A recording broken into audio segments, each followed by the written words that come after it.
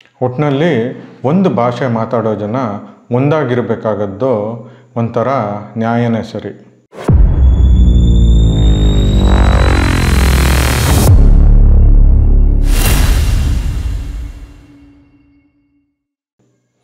ನಮಸ್ಕಾರ, 64 ಚಾನಲ್ಗೆ ಸ್ವಾಗತ. ನಾನು ಚಂದನ್. August 20 SL. ಭೈರಪ್ಪ ಅವರ ಹುಟ್ಟುಹಬ್ಬ. ಅವರ ಹುಟ್ಟುಹಬ್ಬದ ಸಂದರ್ಭದಲ್ಲಿ ನಾವು ಓದಿದ ವಿಭಾಗದಲ್ಲಿ ನಾವು ಪರಿಚಯ ಮಾಡ್ಕೋತಾ ಇರೋ ಪುಸ್ತಕ ಮತದಾನ. ಲೇಖಕರು ಎಸ್.ಎಲ್. ಭೈರಪ್ಪ, ಪ್ರಕಾಶಕರು ಸಾಹಿತ್ಯ ಭಂಡಾರ. ಪುಟಗಳು 189, ಬೆಲೆ 230 ರೂಪಾಯಿಗಳು. ಜಾನ್ರ ಕಾದಂಬರಿ. ಮತದಾನ ಪುಸ್ತಕವನ್ನು ಎಸ್.ಎಲ್. ಭೈರಪ್ಪ ಅವರು ಬರೆದಿದ್ದು 1965ನೇ ಇಸ್ವಿಯಲ್ಲಿ.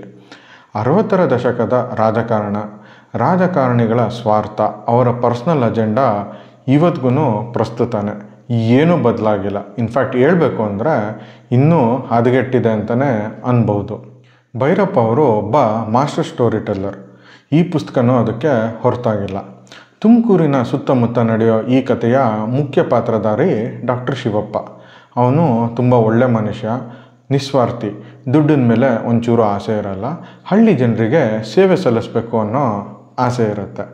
ಆ ಊರಿನಲ್ಲಿ ಇಬ್ಬರು ರಾಜಕಾರಣಿಗಳಿರ್ತಾರೆ, ಮತ್ತು ಒಬ್ಬ ರಾಜಕಾರಣಿಗೆ ಸಪೋರ್ಟ್ ಮಾಡೋ ಒಬ್ಬ ಕಾಂಟ್ರಾಕ್ಟ್ರು ಕೂಡ ಇರ್ತಾನೆ.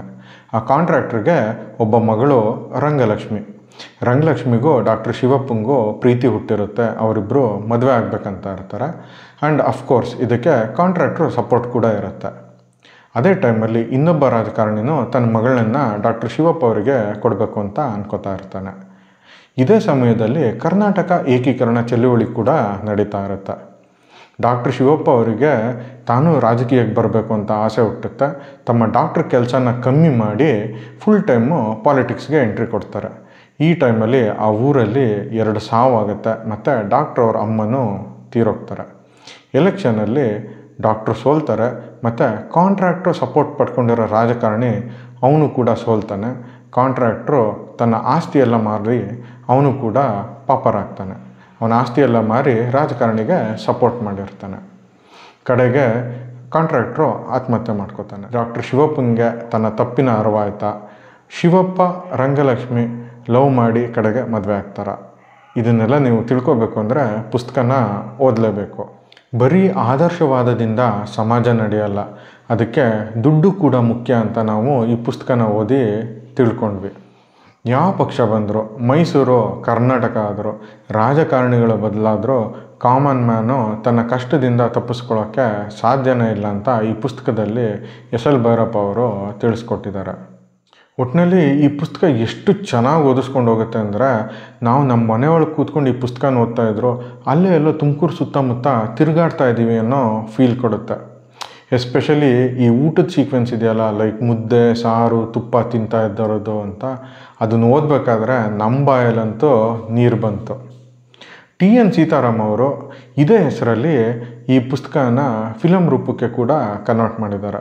ಅನಂತ್ನಾಗ್, ದೇವರಾಜ್, ತಾರಾ ಅಂತ ಘಟಾನುಘಟಿ ನಟ ನಟಿಯರು ಆ ಚಿತ್ರದಲ್ಲಿ ಆ್ಯಕ್ಟ್ ಮಾಡಿದ್ದಾರೆ. ನೀವು ಈ ಪುಸ್ತಕನ ಓದಿ, ಹಾಗೆ ಆ ಮೂವಿನೂ ನೋಡಿ. ಬನ್ನಿ, ಈ ಪುಸ್ತಕದಿಂದ 2 ಸಣ್ಣ ಪ್ಯಾರಾಗ್ರಾಫು ನಿಮಗೋಸ್ಕರ. ಅದಕ್ಕೂ ಮುಂಚೆ ಕನ್ನಡ ಪುಸ್ತಕವನ್ನು ಪರಿಚಯಿಸೋ ನಾವು ಮಾಡ್ತಿರೋ ಈ ಕೆಲಸ ನಿಮಗೆ ಇಷ್ಟ ಆಯಿತು ಅಂದರೆ ದಯವಿಟ್ಟು ನಮ್ಮ ಚಾನಲ್ಗೆ ಸಬ್ಸ್ಕ್ರೈಬ್ ಆಗಿ, ಈ ವಿಡಿಯೋನ ಲೈಕ್ ಮತ್ತು ಶೇರ್ ಮಾಡೋದು ಮರಿಬೇಡಿ. ಮೊದಲನೇ ಪ್ಯಾರಾಗ್ರಾಫ್. ಏನೋ ದೊಡ್ಡವ್ರ ಕಲಾಪ, ನನಗೆ ಯಾಕೆ ಸರ್, ಅಲ್ಲದೆ ನಾನು ಸರ್ಕಾರಿ ನೌಕರ, ಇಂಥದ್ರಲ್ಲಿ ಹೀಗೆ ಸರಿ ಅಂತ ಮಾತನಾಡಬಾರ್ದು. ನಾವು ಎಷ್ಟಾದರೂ ಬ್ರಾಹ್ಮಣರು, ಈಗ ಬರೀ ಮೈಸೂರೇ ಇದೆ, ನಮಗಂತೂ ಸರ್ಕಾರಿ ಕೆಲಸ ಕೊಡ್ತಾ ಇಲ್ಲ. ಎಷ್ಟೇ ಕಷ್ಟಪಟ್ಟು ಓದಿ ರ್ಯಾಂಕ್ ಕೊಡಿದ್ರೂ ನಮ್ಮೂರಿಗೆ ಕೆಲಸ ಇಲ್ಲ. ನಮ್ಮ ಜಾತಿ ಹುಡುಗರಿಗೆ ಕಾಲೇಜುಗಳಲ್ಲಿ ಪ್ರವೇಶವಿಲ್ಲ, ಎಲ್ಲ ಇತರ ಜಾತಿಯವರೇ ಮಾಡ್ಕೋತಿದ್ದಾರೆ. ಇನ್ನು ಕರ್ನಾಟಕವಾದರೆ ನಮಗೇನು ಸ್ಥಿತಿ ಉತ್ತಮವಾಗಿತ್ತೆ? ದೇವರು ನಮ್ಮ ಹಣೆಯಲ್ಲಿ ಬರೆದಿದ್ದು ನಮಗೆ, ಅದಾದರೆ ನಮಗೇನು, ಹೋದರೆ ನಮಗೇನು. ಒಟ್ಟಿನಲ್ಲಿ ಒಂದು ಭಾಷೆ ಮಾತಾಡೋ ಜನ ಒಂದಾಗಿರಬೇಕಾದ್ದು ಒಂಥರಕ್ಕೆ ನ್ಯಾಯ. ಇಷ್ಟನ್ನು ಹೇಳಿದ ಮೇಷ್ಟ್ರು ಭೋಜನನ ಕಡೆ ನೋಡಿ ಪುನಃ, ಆದರೂ ಭೋಜಗೌಡರು ಹೇಳೋ ಹಾಗೆ ನಮ್ಮ ಮೈಸೂರು ಅನ್ನೋ ಅಭಿಮಾನವೂ ಇರಬೇಕು ಎಂದು ಯಾವ ಕಡೆಗೂ ಸಿಕ್ಕದಂತೆ ಮಾತನಾಡಿ ಮುಗಿಸಿದ್ರು. ಮೇಷ್ಟರ ಜೊತೆ ಗಾಡಿಯಲ್ಲಿ ಬಂದಿದ್ದ ಉಬ್ಬಸದ ರೋಗಿಯ ಕಡೆ ತಿರುಗಿ ಶಿವಪ್ಪ ಕೇಳಿದ, ಏನು ತಿಮ್ಮಕ್ಕ, ನಿನಗೆ ಮೈಸೂರು ಬೇಕೋ ಕರ್ನಾಟಕ ಬೇಕೋ? ನನಗೆ ಎಂದು ಬಾಯಿ ತೆಗೆದ ತಕ್ಷಣ ತಿಮ್ಮಕ್ಕನಿಗೆ ಕೆಮ್ಮು ಹೊತ್ತಿ ಬಂತು. 2 ನಿಮಿಷ ಒಂದೇ ಸಮನಾಗಿ ಕೆಮ್ಮಿ ಗರಗರನೆ ಉಸಿರು ಬಿಡುತ್ತಾ ಅವಳು ತಡೆದು ಹೇಳಿದಳು, ನನಗೆ ಯಾವುದು ಬೇಡ ಕಣೋ, ನನ್ನ ದೇವ್ರೆ, ಈ ಆಳದ ಕಾಯಿಲೆ ಒಂದು ವಾಸಿ ಮಾಡಿಕೊಡು ಸಾಕು. 2ನೇ ಪ್ಯಾರಾಗ್ರಾಫ್.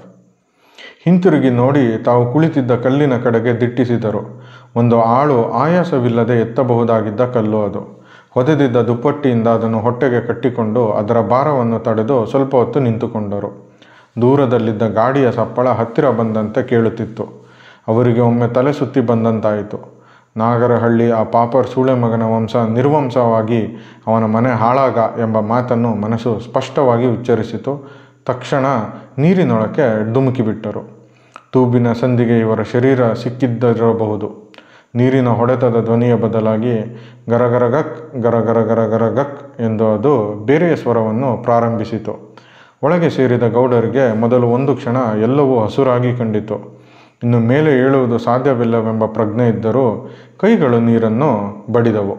ಕ್ರಮೇಣ ಹಸುರು ಕಪ್ಪಾಯಿತು. ಬಿಗಿಯಾಗಿದ್ದ ಬಾಯಿಯ ಒಳಗಿನಿಂದ ನುಗ್ಗಿದ ಉಸಿರಿಗೆ ತೆರೆದುಕೊಂಡು ನೀರು ಹೊಟ್ಟೆಯ ಒಳಗೆ ನುಗ್ಗಿತು. ತಡೆಯಲಾರದ ಯಾತನೆ, ಉಸಿರು ಕಟ್ಟಿದ ಮೂಕಯಾತನೆ, 1 ನಿಮಿಷ ಅರೆ ಪ್ರಜ್ಞೆಯ ಯಮಯಾತನೆ, ಪ್ರಜ್ಞೆಯೇ ಇಲ್ಲದ ಯಾತನೆಯೇ ಇಲ್ಲದ ಅವಸ್ಥೆ. ನೀರು ಗರಗರಗರಗರಗಳ ಎಂದು ತನ್ನ ಪಾಡಿಗೆ ತಾನು ಶಬ್ದ ಮಾಡುತ್ತಿತ್ತು. ಇನ್ ಕೇಸ್ ಆಲ್ರೆಡಿ ನೀವೇನಾದರೂ ಈ ಪುಸ್ತಕ ಓದಿದರೆ ನಿಮ್ಮ ಅನಿಸಿಕೆನ ಕಮೆಂಟ್ ಮೂಲಕ ತಿಳಿಸೋದು ಮರಿಬೇಡಿ. ವಿಡಿಯೋ ನೋಡಿದ್ದಕ್ಕಾಗಿ ಧನ್ಯವಾದಗಳು. ನಾನು ಚಂದನ್, ಸೈನಿಂಗ್ ಆಫ್.